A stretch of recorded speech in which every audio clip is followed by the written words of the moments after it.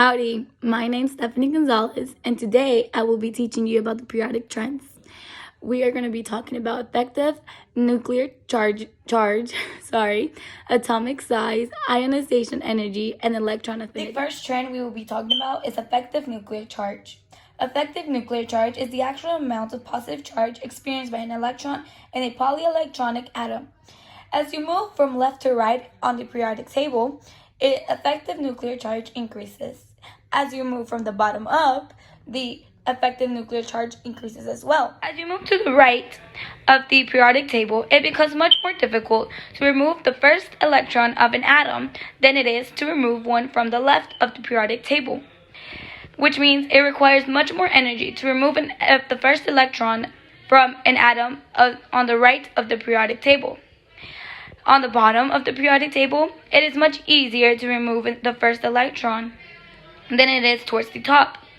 Hence, why ionization energy increases from left to right and from bottom up. Now we'll be moving on to electron affinity.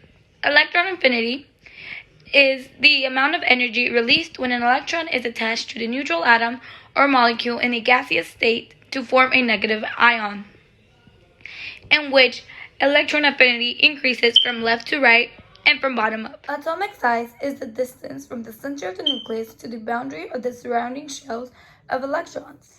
You can determine the size of an atom by just looking at the periodic table.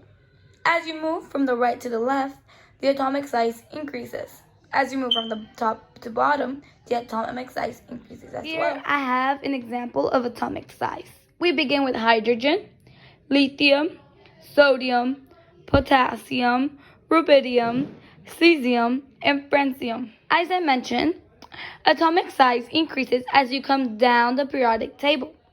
So, at the bottom of the periodic table, elements are much bigger than the top of the periodic table. This is a representation of what atoms look like if they were to be drawn out on a periodic table. To the left, they would be much bigger, and to the right, they would be much smaller. This is just a few of the periodic trends you can use to determine an atom's information by looking at the periodic table. Thank you.